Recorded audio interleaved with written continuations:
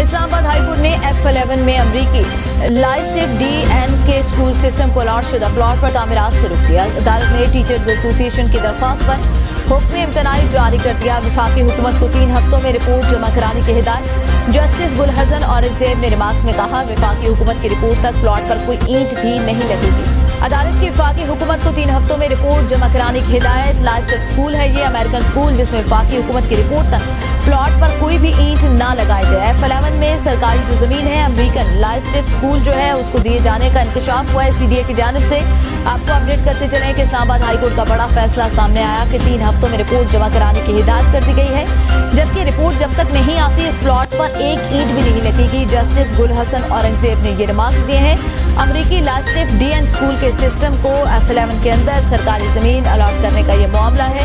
Islamabad high court ने teachers association की जो दरख्वास्त है उसको सुना है और 3 हफ्तों में रिपोर्ट जमा कराने का हुक्म दे दिया।